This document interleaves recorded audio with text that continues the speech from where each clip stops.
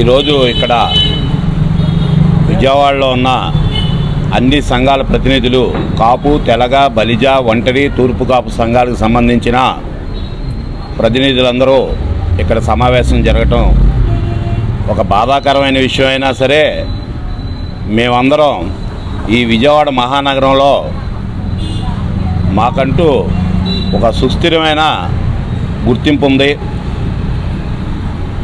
ఈరోజు పశ్చిమ నియోజకవర్గాన్ని సీట్ లేకపోవటం అనేది బాధాకరమైన విషయం.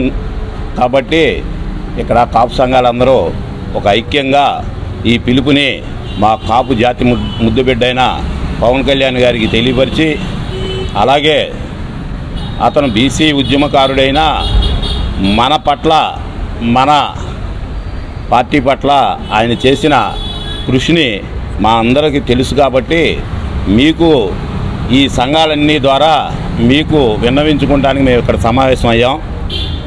ఈ విజయవాడ మహానగరంలో మన ఐకాన్తో ప్రజారాజ్యం పార్టీ ఇక్కడ నుంచుంటే 3 స్థానాలని ఖాయం చేసుకున్నాం. ఒక స్థానాన్ని కొన్ని 100 ఓట్లలోనే పోగొట్టుకున్నాం దురదృష్టవశాత్తు. అది కూడా మనలో ఉన్న చిన్న విభేదాల మూలంగా. అలాంటి విజయవాడ మహానగరంలో మనకున్న ఐడెంటిటీని పోద్దన్న బాధతో ఈరోజు ఇక్కడ కాపు సంఘ ప్రతినిధులందరూ సమావేశం అవ్వటం జరిగింది. మీరు ఆలోచించాల్సిన విషయం ఏంటంటే, ఇది మహానగరం, అమరావతి మహానగరం అయితే మేజర్ సిటీ విజయవాడ.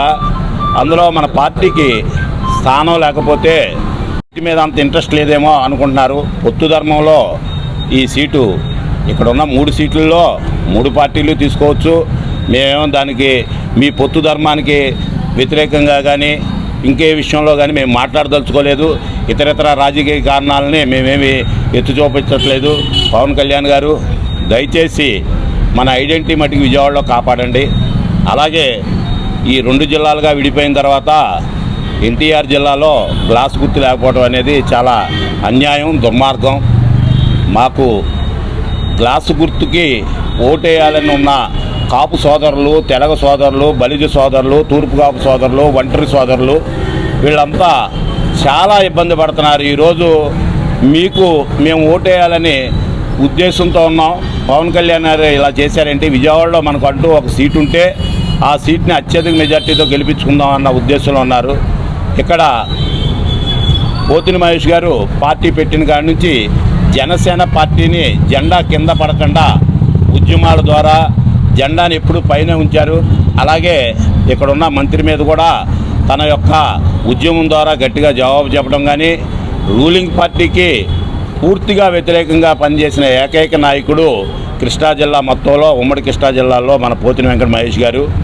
మేమందరం ఒకటే ఆలోచించుకున్నాం, పోతిని వెంకట మహేష్ గారికి సీట్ ఇస్తే పూర్తిగా మన ఐడెంటిటీని ఇక్కడ విజయవాడలో మనం కాపాడుకోవచ్చు అన్న ఉద్దేశంలో ఉన్నామండి. పవన్ కళ్యాణ్ గారు దయచేసి మీరు పునరాలోచించి ఈ సీట్ని పోతిని వెంకట మహేష్ గారికి కేటాయించవలసిందిగా మా ఐక్య సంఘాలన్నీ, కాపు సంఘాలన్నీ మీకు విన్నవించుకుంటున్నాం.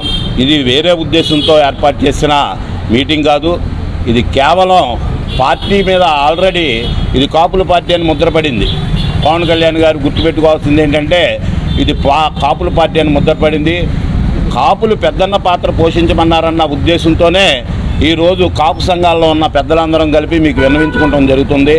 కాబట్టి దయచేసి ఈ సమావేశాన్ని మీరు పరిగణనలోకి తీసుకొని ఈ సీటు మీద పునరాలోచించాల్సిందిగా కోరుతున్నాం.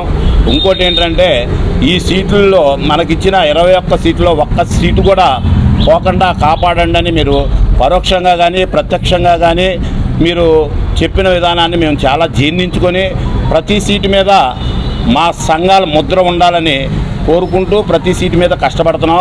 ఈ వాళ్ళు కాపులు ఎంపీలు చేశారు. కాపు ముద్దుబిడ్డ వంగవీటి మోహన్ రంగా గారు ఈ ఆంధ్రప్రదేశ్ని ఒక ఊళ్ళతో ఊహించి ఒక చిన్న సమస్య మీద కూడా ఆ స్టేట్ని కదిలించిన వ్యక్తి విజయవాడ నుంచి వచ్చిన రంగా గారు. అలాగే పోతిని మహేష్ గారు కూడా ఏ సమస్య వచ్చినా ఇక్కడ నుంచి కదిలిస్తే స్టేట్ మొత్తం ఆ సమస్య మీద ధర్నాలు చేసింది. 3 సింహాలే కానీ, రథం తగలబడటమే కానీ, ఇక ఏదైనా ఒక ముస్లిము అది కానీ అన్ని సామాజిక వర్గాలని కలుపుకొని ఈ మన ఐడెంటిటీని కాపాడుతున్న పోతిని మహేష్ గారిని మనం కాపాడుకోవాల్సిన ఆవశ్యకత ఎంతైనా ఉందని ఇక్కడున్న కాపు సంఘ ప్రతినిధులందరం తీర్మానం చేసుకొని మీ ముందుకు తేవటం జరిగింది. మీరు ఇది అన్యదా భావించి పవన్ కళ్యాణ్ గారు మరొక్కసారి మీ అందరికీ చేతులు జోడించి జనసేన పార్టీలో ఉన్న ప్రముఖులందరికీ చేతులు జోడించి అడుగుతుంది ఏంటంటే, పోతిని మహేష్ గారికి సీట్ ఇవ్వండి, మీకు ఇది గెలిపించిచ్చే బాధ్యత ఈ కాపు సంఘాలన్నీ తీసుకుంటాయని మేము ఈ సభాముఖంగా ఈ పత్రికా సమావేశంలో విన్నవించుకుంటున్నాం. జై కాపు తెలగ బలిజ ఒంటరి సంఘం. కాపు తెలగ మున్నూరు కాపు ఒంటరి ఐక్యత. కాపు మున్నూరు కాపు తూర్పు కాపు ఒంటరి తెలగ ఐక్యత.